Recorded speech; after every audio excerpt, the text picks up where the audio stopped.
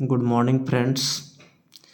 चलिए आज हम आप लोगों को प्रोनाउन की चैप्टर 2 अर्थात पार्ट 2 कराने वाले हैं, जिसमें से कल मैंने आप लोगों के पास में बहुत सारे चीज़ों के बारे में डिस्कस किए कि प्रोनाउन क्या होता है, प्रोनाउन का डेफिनेशन को बताएं, प्रोनाउन के टाइप्स को बताएं। इसी चीज़ को लेकर के हम लोग चल रहे हैं और आज जो हम लोग पढ़ेंगे वो प्रोनाउन से रिलेटेड नेक्स्ट पार्ट की ओर चलेंगे और एक एक करके उसको समझने की प्रयास करेंगे। तो कल मैं जो बताया था उसमें कुछ छूट गया था, उस चीज़ को मैं आज आप लोगों को क्लियर कर दूं। और वो चीज़ को क्लियर करने के लिए मैंने बताया था कि ये जो सेंटेंसेस है, ये सेंटेंसेस आप जो देख रहे हैं, ये 5 सेंटेंस में आप लोग को बताए थे कि यहाँ पर जो पॉजेसिव प्रोनाउन आ रहा है ये पॉजेसिव प्रोनाउन है फ्रेंड।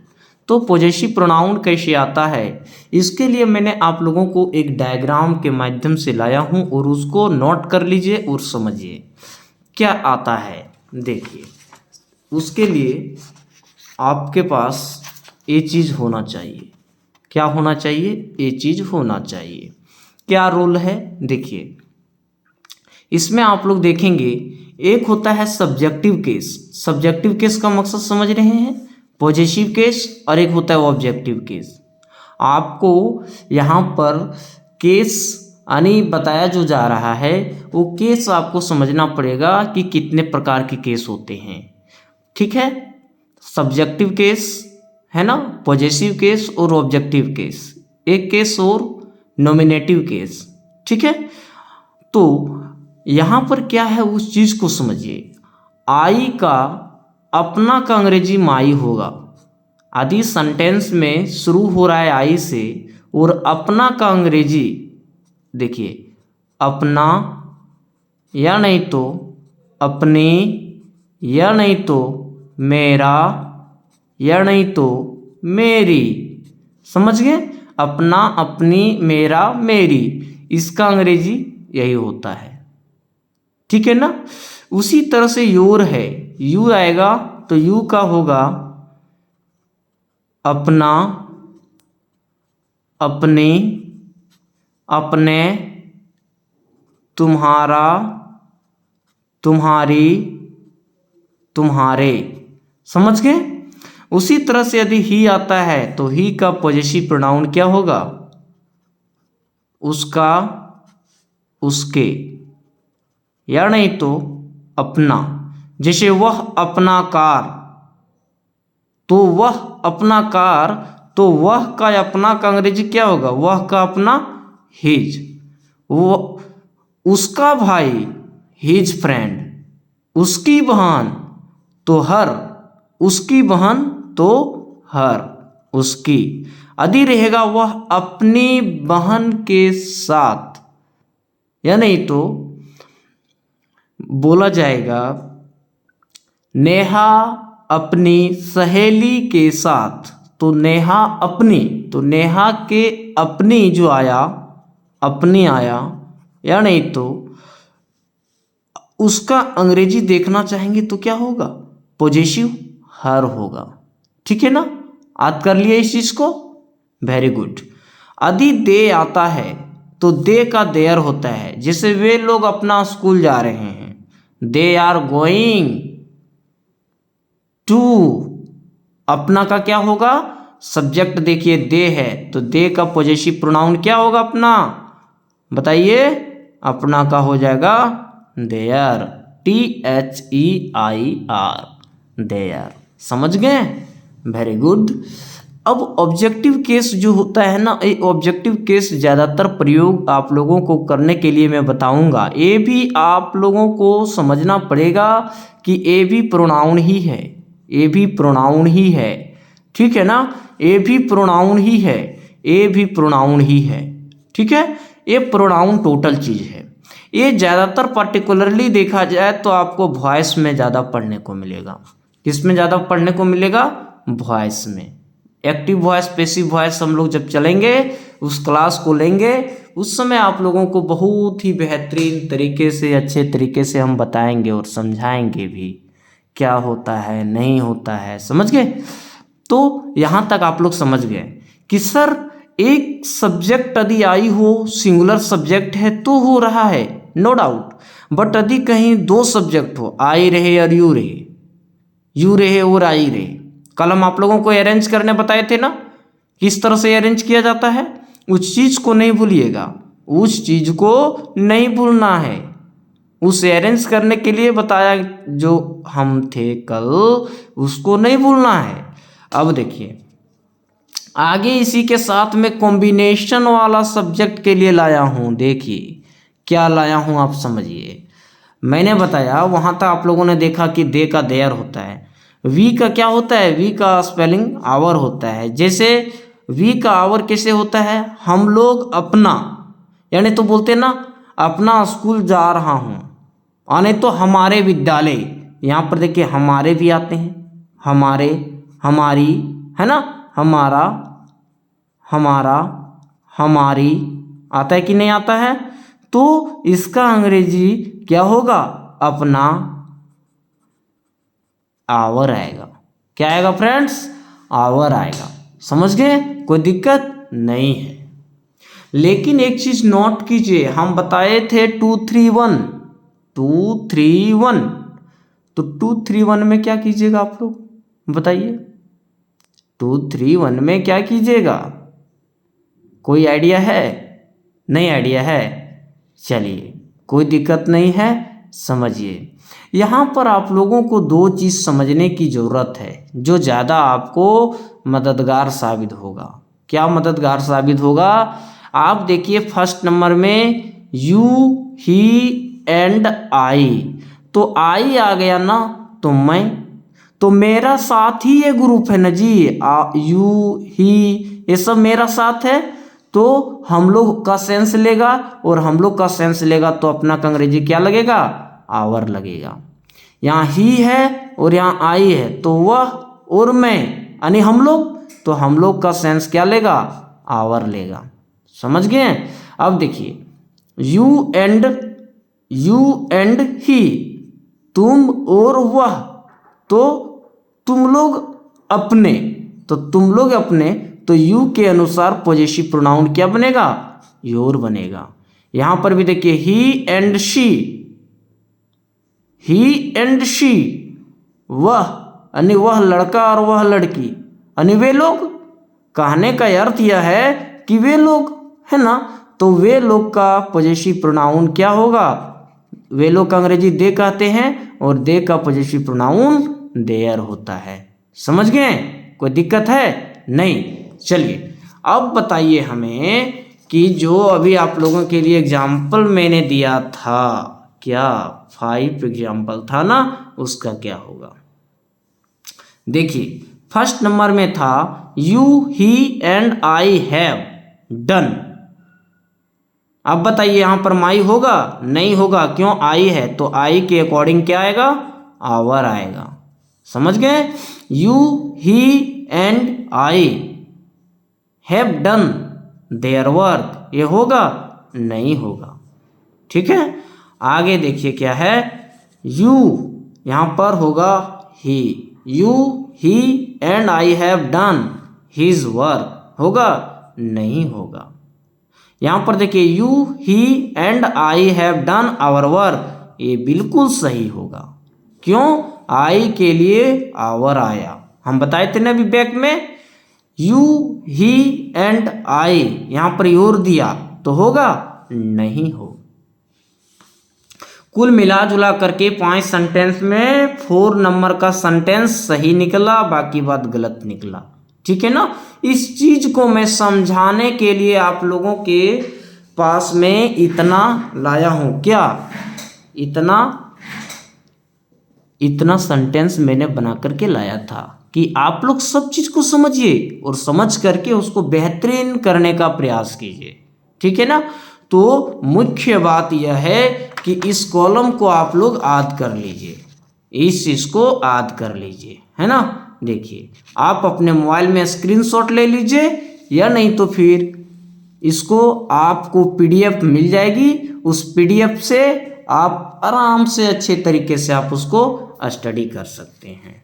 तो इसी के साथ हम लोग प्रोनाउन की जो फर्स्ट पार्ट है उसको आज समाप्त किए।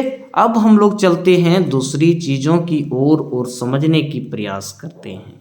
समझिए, सबसे पहले यहाँ पर क्या कहता है? सबसे पहले बोला जाता है डिस्ट्रीब्यूटिव प्रोनाउन। डिस्ट्रीब्यूटिव प्रोनाउन का मकसद क्या होता है? डिस्ट्रीब्यूट करना। क्या करना? डिस्ट्रीब्यूट करना। डिस्ट्रीब्यूट से तो ही डिस्ट्रीब्यूटिव बनता है। तो याद रखेंगे कैसे? बहुत साधारण तरीका है इसको याद रखने का। क्या तरीका है? इसमें केवल आप लोग एक चीज याद रखिएगा। याद क्या रखिएगा वो मैं बता दे रहा हूं। ईच, आइदर और एंड नाइदर। समझ रहे हैं? यही तीनों जो है वो मुख्य रूप से क्या कहलाता है? डिस्ट्रीब्यूटिव प्रोनाउन कहलाता है। ईच, आइदर और नाइदर ही क्या कहलाता है? बताइए, डिस्ट्रीब्यूटिव प्रोनाउन कहलाता है। इससे भी एग्जाम में आपका क्वेश्चन पूछा जा सकता है, इसीलिए मैंने इसका शॉर्ट डिफिनेशन लाया हूं। Each, either and neither are known as distributive pronoun. Distributive pronoun. Example के लिए मैंने यहाँ पर एक टू नहीं होगा, एग्जाम्पल के लिए लिखा ईच, आइदर, नाइदर। समझ गए? यहाँ पर ई टी सी कर सकते हैं। समझ गए? लेकिन यहाँ पर कुछ नोट दिया गया है, नोट को समझिए क्या कहता है नोट। ये मैं अपना लैंग्वेज में लिखा हूँ आप लोगों को समझाने के लिए कि आप लोग कंफ्यूज ना करें। समझ गए? बुकिश लैंग्वेज नहीं है, बुकिश लैंग्वेज नहीं है। आप लोगों को टुकड़ करके सरल तरीके से समझाने का प्रयास कर रहा हूँ ताकि आप लोग अच्छे तरीके से समझ सकें। समझ गए? चलिए, नोट कहता है each, either and neither is always known as singular subject. यानी कहने का मकसद है ईच जो है वह अपने आप में सिंगुलर सब्जेक्ट है। ये क्या है? सिंगुलर है। आइदर, आइदर जो है ये भी क्या है? सिंगुलर है। इसके बाद नाइदर, NEITHER, नाइदर क्या है? सिंगुलर है। जैसे होता था ना, समझाने के लिए मैं एग्जांपल ले रहा हूँ। जैसे ही क्या था? सिंगुलर था। सी क्या था? सिंगुलर था। लेकिन यदि वहीं वी लेता तो क्या था? प्लुरल था। दे लेता तो क्या था? प्लुरल था। प्लुरल सब्जेक्ट था कि ना फ्रेंड्स? प्लुरल था। ये दोनों और ये दोनों सिंगुलर था। उसी तरीके से ईच भी सिंगुलर है, आइदर भी सिंगुलर है, नाइदर भी सिंगुलर है। तो वही बोला जा रहा है each, either and neither is always known as singular subject. Subject के रूप में ये हमेशा सिंगुलर होता है। तो बताइए, जब सब्जेक्ट सिंगुलर हो तो वर्ब भी क्या होना चाहिए? वर्ब भी सिंगुलर होना चाहिए। आने वाला जो भी वर्ब होगा वो क्या होगा? सिंगुलर होगा। समझ गए? कोई दिक्कत नहीं। तो वही कहता है एन टेक्स सिंगुलर वर्ब, और वो क्या लेता है? सिंगुलर वर्ब लेता है। समझ गए? अब हम लोग इसको आसानी तरीके से समझ सकते हैं। क्या समझ सकते हैं? क्या समझ सकते हैं बताइए? एग्जाम्पल के रूप में यदि हम लोग लेना चाहेंगे तो समझ सकते हैं each boys is good. Each boy are good. ये दोनों में क्या अंतर है? कुछ अंतर समझ में आ रहा है? यहाँ पर ये क्या है इससे मतलब नहीं रखना है आपको। यहाँ पर जो सब्जेक्ट लगेगा, वर्ब लगेगा, वो इसके अकॉर्डिंग में यहाँ पर आएगा। ठीक है ना? तो यहाँ पर भी जो आएगा वो इसके अकॉर्डिंग में यहाँ पर वर्ब आएगा। समझ गए?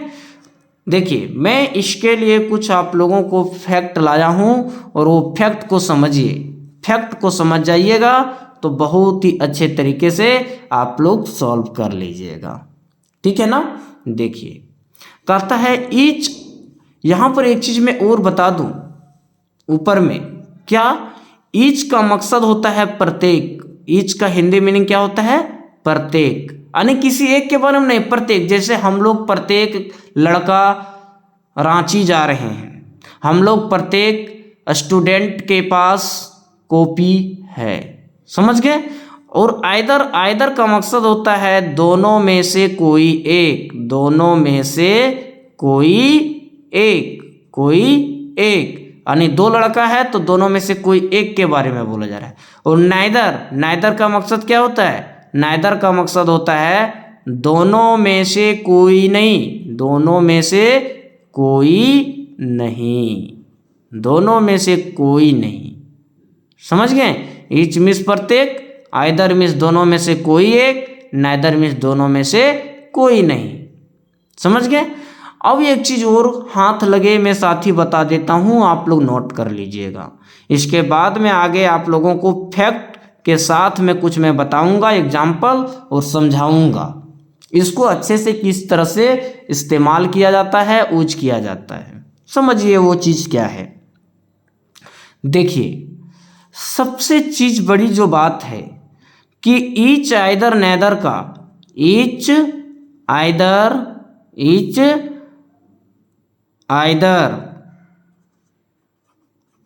एंड नाइदर, ये जो नाइदर है ये तीनों कंजक्शन के रूप में भी यूज होता है ना। तो याद रखिएगा ईच के बाद जब कभी भी दो सब्जेक्ट को जोड़ा जाए तो एंड आएगा, और जब आइदर आ जाए तो आइदर हमेशा और लेता है, नाइदर हमेशा अपने साथ नोर लेता है। जैसे नाइदर बॉयज नॉर गर्ल्स, यहाँ क्या कर देगा? नाइदर के साथ कभी और कर देगा, ए वाला और यहाँ डाल देगा, ये नोर को यहाँ डाल देगा। तो याद रखिएगा इस एन को इस एन से आप लिंक कर लीजिए, इस ई को आप ओ से लिंक कर लीजिए। आइदर और नाइदर नोर, आइदर और नाइदर नोर, समझ गए। जैसे होता है ना कंजक्शन का भी मैं थोड़ा रिलेट कर दे रहा हूं, बिटवीन। तो बिटवीन यहाँ एक सब्जेक्ट है, कोई भी चीज, जैसे बिटवीन मैंगो, यहां पर क्या होगा? एंड एप्पल, समझिए। तो बिटवीन क्या, तो यहां पर क्या डाल दें? Between mango to apple, to होगा? नहीं, ये टू नहीं लगेगा। बिटवीन हमेशा अपने साथ में एंड लेता है, उसी तरह से नाइदर हमेशा अपने साथ नॉर लेता है।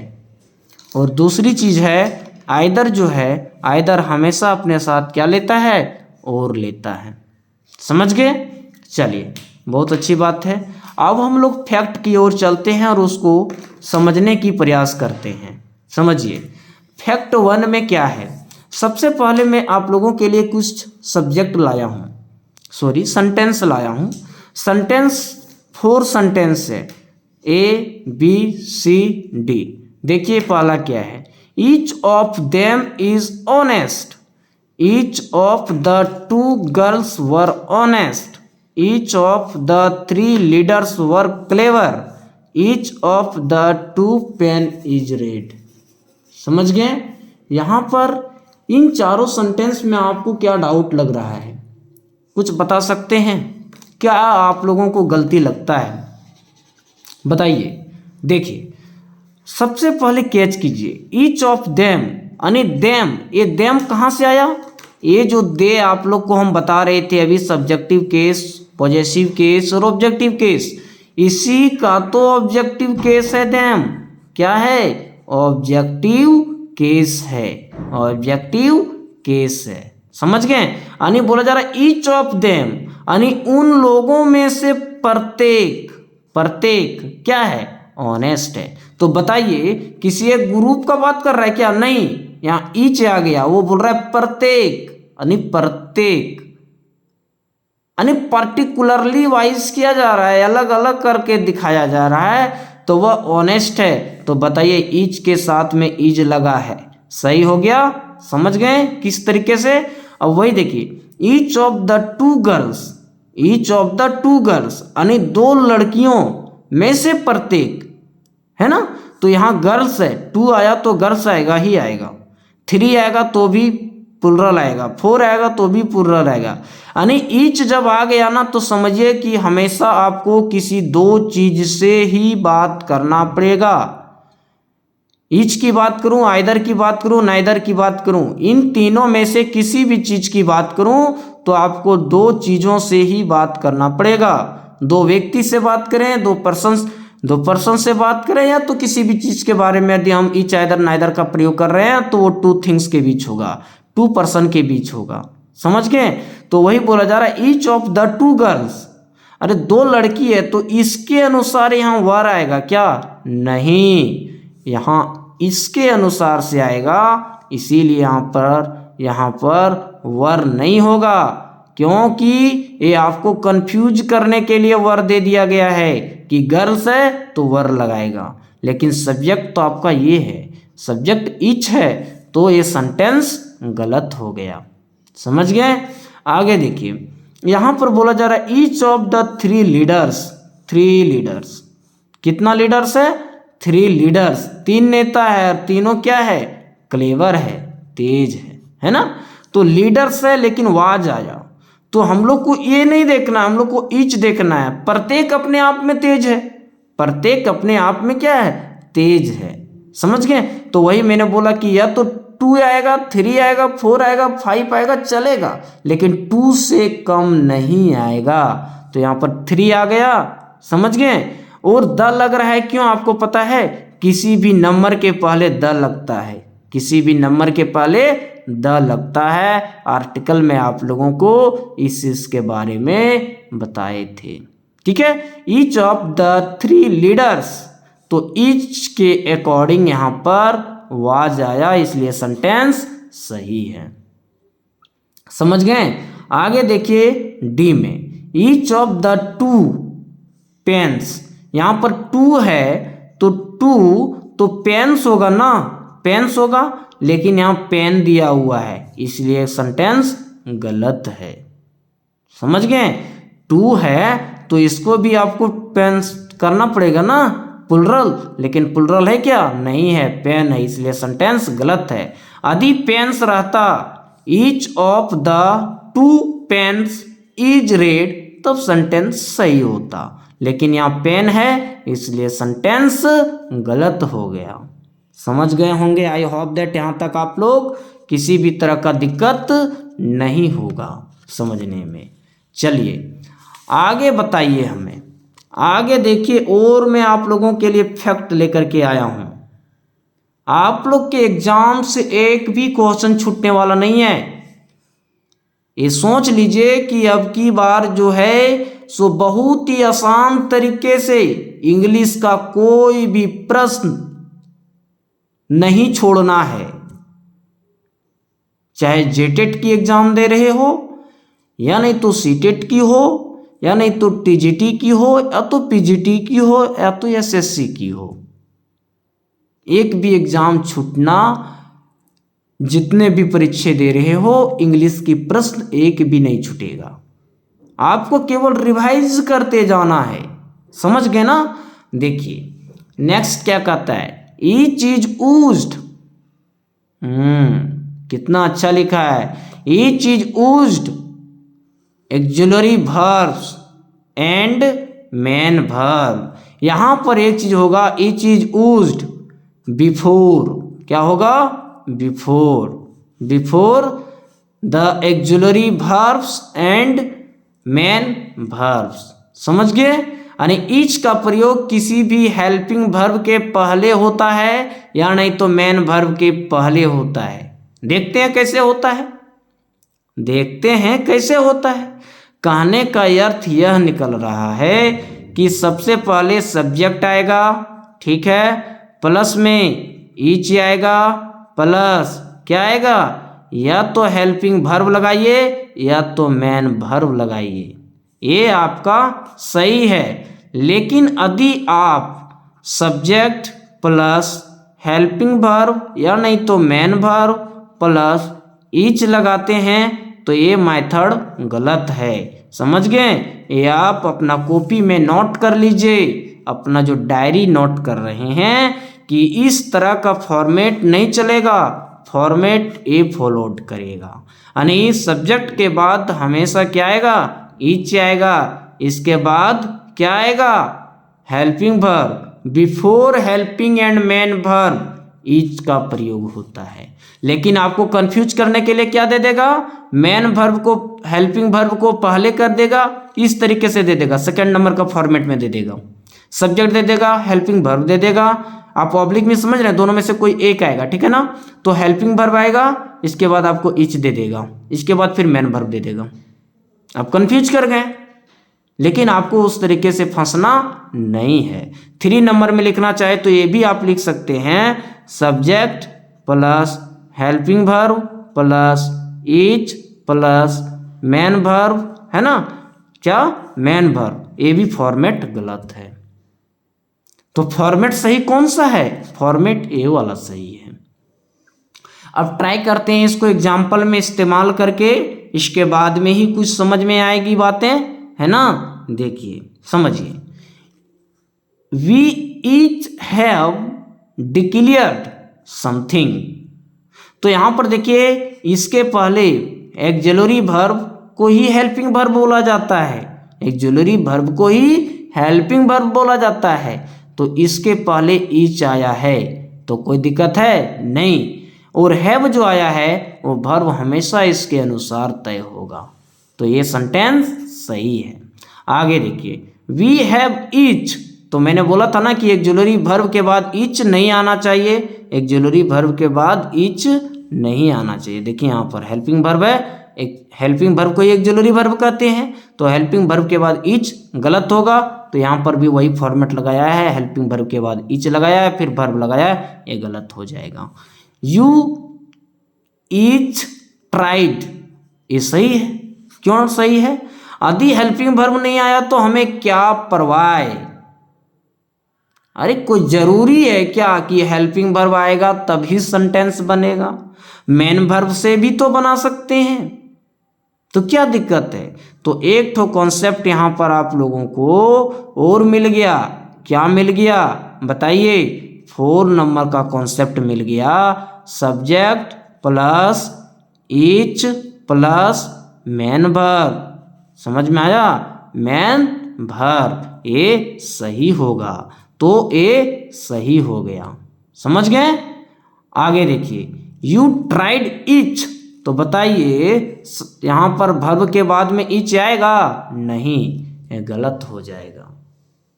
समझ में आ रही है बातें? या तो कुछ दिक्कत है तो आप हमें पूछ सकते हैं। आई होप यहां तक आप लोगों को अच्छे तरीके से समझ में आ गए होंगे। ठीक है, चलिए इसी के साथ में हम आगे की ओर बढ़ते हैं और समझने का प्रयास करते हैं फैक्ट नंबर 3। क्या है फैक्ट नंबर 3 में? उस चीज को समझिए।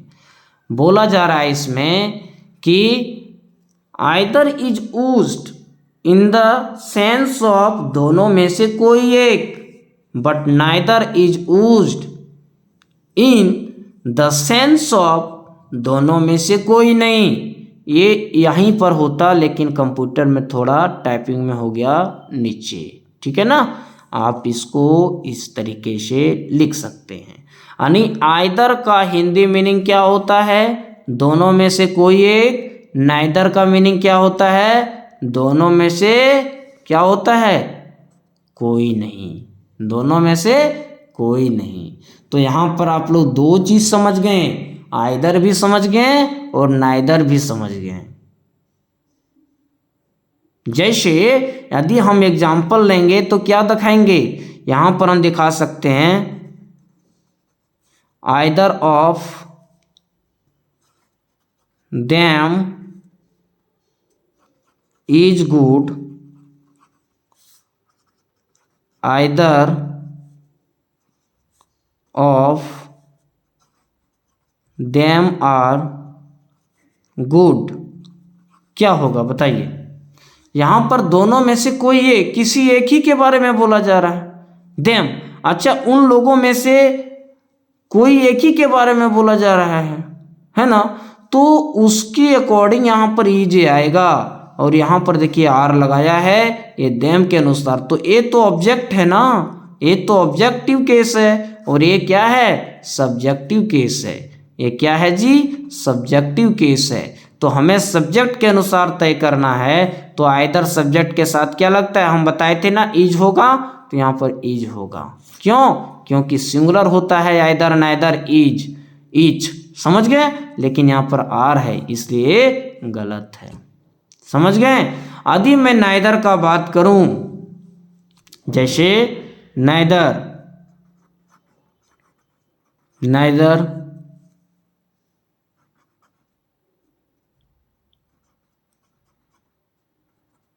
Manish nor Rahul has gone to New Delhi, New Delhi, समझिए बात। यहाँ पर देखिए नॉर आया, एंड आ सकता था लेकिन एंड नहीं आएगा, और आ सकता था नहीं आया, तो बोला जा रहा नाइदर मनीष और राहुल, ना तो मनीष और ना तो राहुल, दोनों में से कोई नहीं कहाँ गया, दिल्ली, इसलिए सेंटेंस सही हो जाएगा। तो इस तरह के सेंटेंस में आपको दिक्कत करेगा, यहाँ पर नॉर के जगह पर और डाल देगा, और के जगह पर नॉर डाल देगा। तो याद रखना है नाइदर के बाद हमेशा नॉर आता है, और यदि कहीं आइदर की बात हो और इस तरह का कॉम्बिनेशन दो नाउन या तो दो प्रोनाउन का हो, तो वो क्या आएगा, और आएगा, समझ गए, क्या आएगा जी, और आएगा। इस चीज को आपको समझना पड़ेगा। Without understanding these things, you can't solve any question of English, because English is only depend on two things. It first things is that fact, and second is concept. If you have idea in both, then you can easily solve any question. Whatever comes in your examination, you can easily done. You can easily do that. But sometime you will get that you will find some new things through which you can't solve. So try to set in your mind and try to understand all concept of English, because English grammar is only one method which is depend, it means which is dependent on concept and fact. Fact और concept दो ही चीज पे तो English टिका हुआ है, बाकी बात रूल कहीं चलता है। 2-3 चैप्टर ऐसे हैं जहाँ पे रूल चलता है। आपको ये फैक्ट है भाई, इस फैक्ट को आपको दिमाग में लगाना पड़ेगा और उसको लोड करके रखना पड़ेगा। आप इसको प्रैक्टिस से जितना कीजिएगा उतना आपके अंदर में, आपके दिमाग में वो सेट करेगा। नहीं तो एक बार पढ़ लिए और कॉपी बंद करके रख दिए, फिर एग्जाम आएगा और खोल करके देखेंगे तो फिर ऐसे में होने वाली पढ़ाई नहीं है। मानो तो इंग्लिश आसान है, नहीं मानो तो इंग्लिश टफ है। इसीलिए बोला जाता है कि English is not difficult but tough. English difficult नहीं है, इंग्लिश टफ है। यदि आप समझ गए तो आपके लिए इंग्लिश कुछ नहीं है, और नहीं समझे तो इंग्लिश आपके लिए माउंटेन की पहाड़ से कम नहीं है। समझ गए ना? तो आपको डरने की जरूरत नहीं है, आप बेहिचक होकर के स्टडी कीजिए। प्रॉब्लम होता है तो आप हमें कमेंट कीजिए, पूछिए क्या कमेंट में पूछना है, क्या प्रॉब्लम हो रहा है पूछिए, कहाँ से इंग्लिश में प्रॉब्लम है, कौन सा चैप्टर में प्रॉब्लम है पूछिए। जो आपको डिस्टर्ब करता है आप उसको ले करके आइए, और बताइए, मैं उस चीज को सॉल्व करूंगा, आपको प्रॉब्लम एक भी जरा सा नहीं होने दूंगा। ठीक है, चलिए इसी के साथ में आगे की ओर मैं बढ़ता हूं और आगे देखता हूं कुछ एग्जाम्पल है आइदर का और नाइदर का।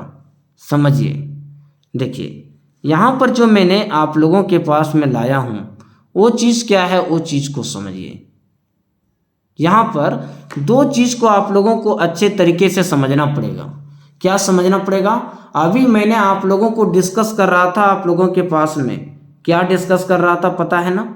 मैं डिस्कस कर रहा था कि आइदर और नाइदर को लेकर के कि क्या होगा, आइदर होगा या तो फिर नाइदर होगा, आइदर होगा या नहीं तो नाइदर होगा, क्या होगा बताइए। तो आपने क्या समझा, आइदर और नाइदर के सेंस में क्या समझा? यहाँ पर आप लोगों को एक चीज समझना पड़ेगा कि जो इम्पोर्टेंट फैक्ट है कि आइदर ऑफ रहे या तो नाइदर ऑफ रहे, दोनों में से कोई एक रहे तो हमेशा अपने साथ में जो नाउन लेगा वो नाउन क्या लेगा, प्लुरल लेगा, नाउन प्लुरल लेगा, या नहीं तो प्रोनाउन आएगा।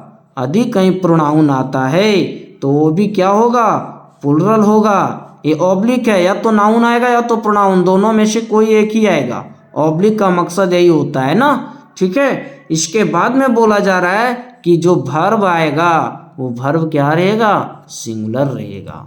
वर्ब क्या रहेगा, सिंगुलर रहेगा, ठीक है। जैसे मैं बता दूं आपको एग्जाम्पल के रूप में, उसको समझिए। देखिए मैं आप लोगों के लिए उसका एग्जाम्पल भी लाया हूं। आपको और एग्जाम्पल की जरूरत पड़े तो मैं बहुत सारा एग्जाम्पल दूंगा आप लोगों को, केवल आप समझिए एग्जाम्पल क्या है, उस चीज को समझिए और जो फैक्ट है उस फैक्ट के अनुसार में वर्क कीजिए, दिक्कत नहीं होगा। आइदर ऑफ प्लस नाउन, तो नाउन है यहाँ पर, बॉयज नाउन है भाई, तो बॉयज प्लुरल होना चाहिए, नाउन प्लुरल होना चाहिए, तो यहाँ पर प्लुरल है तो प्रोनाउन की जरूरत नहीं है, दोनों में से कोई एक, या तो ये रहे या तो ये रहे, तो नाउन आ गया यहाँ पर। तो चलिए कोई दिक्कत नहीं है, बॉयज प्लुरल था, प्लुरल ले लिए। अब बोलता है कि वर्ब जो होगा वो सिंगुलर होगा, तो इज क्या है, सिंगुलर है, समझ गए, इसलिए सेंटेंस सही है। आगे देखिए, neither of the books, neither of the books यानी इसका हिंदी मीनिंग होता है दोनों में से कोई, दोनों में से कोई एक क्लेवर है, क्लेवर होगा, है ना, क्लेवर, ठीक है, समझ गए। और नीचे देखिए नाइदर आ गया, नाइदर ऑफ है, नाइदर ऑफ है, द लगाया मैंने, क्यों, क्योंकि यहाँ पर बुक्स है जो क्या है, कॉमन नाउन है। और मैंने बताया था कि कॉमन नाउन यदि प्लुरल केस में हो तो हमेशा अपने साथ क्या लेता है, आर्टिकल द लेता है, ठीक है ना। तो neither of the books is good, is good, तो बताइए नाइदर के अनुसार में इज आया, यहाँ पर देखिए इसके अनुसार में यहाँ पर इज आया है, ठीक है ना। तो इज क्या है, सिंगुलर है, इसलिए सही हो गया। यदि वही कहीं यहाँ पर आपको लिखा हुआ मिलता, बाय द वे मान लिया जाए either of the boys are clever, या नहीं तो मिलता either of the boy is clever, या नहीं तो आपको कहीं मिलता either of the boy are clever, तो तीनों सेंटेंस क्या हो जाता, गलत हो जाता। क्यों गलत होता, यहाँ पर देखिए कॉन्सेप्ट क्या कह रहा है, कॉन्सेप्ट कह रहा है नाउन प्लुरल होना चाहिए और सब्जेक्ट, सॉरी नाउन प्लुरल होना चाहिए और वर्ब सिंगुलर होना चाहिए। तो यहाँ पर देखिए, यहाँ पर बोला जा रहा है कि नाउन जो है, नाउन आया है लेकिन वो प्लुरल सही है, लेकिन मेन वर्ब यानी हेल्पिंग वर्ब जो है वो सिंगुलर होना चाहिए। सिंगुलर है क्या, नहीं, ये क्या है, प्लुरल है, क्या है, प्लुरल है, इसलिए सेंटेंस गलत हो गया। यहाँ पर देखिए प्लुरल होना चाहिए बॉय को, यदि नाउन है तो आया, बॉय तो नाउन है लेकिन ये प्लुरल है क्या, नहीं है। इस तो ठीक लगा है लेकिन यहाँ पर नहीं है, तो ये गलत हो जाएगा। यहाँ पर देखिए बॉय आया, यहाँ पर आर आ गया, सही है, नहीं है, यहाँ पर यस लगता और यहाँ इज लगता है, इसलिए सेंटेंस गलत है। एक एग्जाम्पल मैं आपको और देता हूं, वो मैं एग्जाम्पल देता हूं, नाइदर को उठाता हूं और किसी प्रोनाउन को मैं उठा लेता हूं, ठीक है ना। प्रोनाउन को मैं उठा रहा हूं, जैसे neither of us is, neither of us is doing, neither of us is doing this work। समझिए, यहां पर उसी तरीके से मैं लिख सकता हूं neither of us are doing this work, ठीक है ना। अब बताइए क्या होगा। सीक्वेंस आपके पास दोनों है, समझना पड़ेगा। आप लोगों को मैंने बताया कि ईच, आइदर, नाइदर के बाद में प्लुरल आप लोगों ने सही लगाया, यस भी प्लुरल है, यस भी प्लुरल है। यहाँ पर आप देम भी लगा सकते हैं, देम भी लगा सकते हैं, यहाँ पर आप यू भी लगा सकते हैं, यहाँ पर आप यू भी लगा सकते हैं, यहाँ पर आप अस भी लगा सकते हैं, यहाँ पर भी आप यहाँ पर यस लगाए हैं, यहाँ देम भी लगा सकते हैं। कुछ भी लिखिए ना, इंग्लिश को रट्टा नहीं मारना है, इंग्लिश का फैक्ट समझ जाइएगा और कॉन्सेप्ट समझ जाइएगा, तो इंग्लिश को आप कभी भी उसको सॉल्व कर लीजिएगा और इंग्लिश के साथ इतना इंटरेस्टिंग लगेगा पढ़ने में ना, जो कहना मत भूलिए,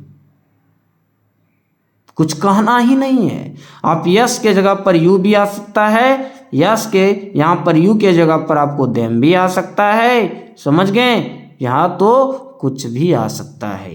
यहाँ प्रोनाउन की बात है, मैंने पहले आपको यहाँ पर देखिए बॉयज मैंने नाउन के रूप में लिया, अब प्रोनाउन के रूप में ले रहा हूँ। जो यहाँ पर देखिए अभी आप लोगों को मैंने दिखाया था ना कि या तो नाउन या तो प्रोनाउन, लेकिन प्रोनाउन प्लुरल होना चाहिए, प्रोनाउन प्लुरल होना चाहिए। तो प्रोनाउन यहाँ पर प्लुरल है, देखिए प्लुरल है ना, ठीक है। यस भी प्लुरल है, यू भी प्लुरल है, देम भी प्लुरल है। लेकिन वही यदि कहीं रहता neither of her is doing this work, या नहीं तो रहता नाइदर ऑफ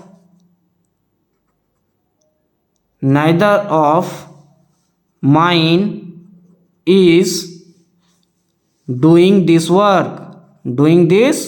वर्क, समझिए, डूइंग दिस वर्क। तो आप क्या करते, ये जो 4 सेंटेंस आपको मैंने जो दिया हूं, ये 4 सेंटेंस को आप समझने का प्रयास कीजिए। नाइदर ऑफ यस, हम लोगों में से कोई नहीं, यहां पर ईज आया तो नाइदर के अकॉर्डिंग में ईज आएगा, इसलिए सेंटेंस क्या है, सही है।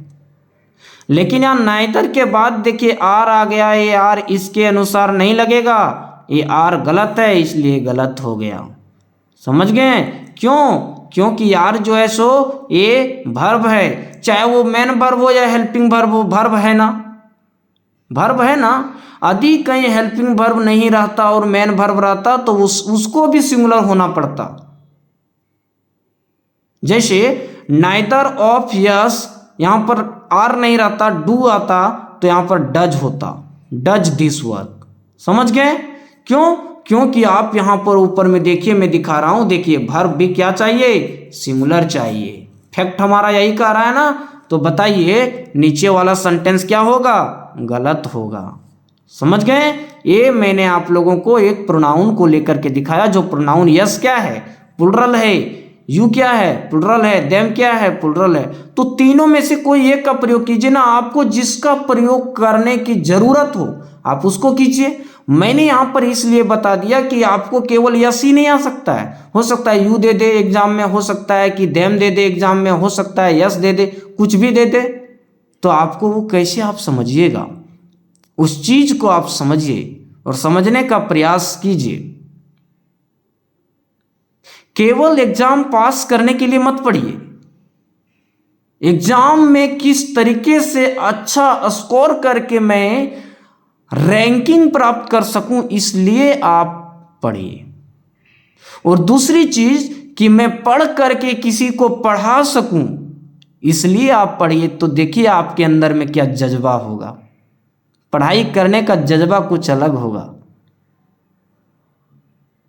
कि हमको ये पढ़ करके दूसरे को पढ़ाना है, तो अपने आप में कितना टैलेंट लाना पड़ेगा, कितना क्लेवर होना पड़ेगा, कितना आपको कॉन्शियस रहना पड़ेगा। इस चीज को आपको कॉन्फिडेंस लाना पड़ेगा ताकि आप कर सकें। और वही चीज को मैं प्रयास कर रहा हूं कि आपके अंदर कॉन्फिडेंस भर दूं। आपको पढ़ाने बोल दिया जाए तो आप आराम से पढ़ा करके निकल जाइएगा। आपको कहीं पर कंफ्यूज करने के लिए कोई कुछ पूछ दे तो आप भी तुरंत सटाक से देख करके आप उसका आंसर सही करके निकल जाइएगा। समझ रहे हैं मेरी बात को? आगे देखिए, नेदर ऑफ हर। अब बताइए ये जो हर जो है ये ऑब्जेक्टिव केस किसका आया जी? सी का। तो सी सिंगुलर है कि नहीं? तो बोला जा रहा है कि नेदर के बाद में हमेशा जब भी आएगा अब प्रोनाउन तो क्या आना चाहिए? प्लुरल। यहाँ पर देखिए प्लुरल आया था, यहाँ सिंगुलर है। तो बोलिए चलेगा काम? नहीं चलेगा। ये तो सही है लेकिन ये गलत है, इसलिए क्या हो जाएगा? सेंटेंस गलत हो जाएगा। समझ गए? यहां पर देखिए नाइदर ऑफ माइन। माइन क्या होता है पता है? यहां पर माइन नहीं, मी कर दीजिए इसको, सॉरी गलती हो गया।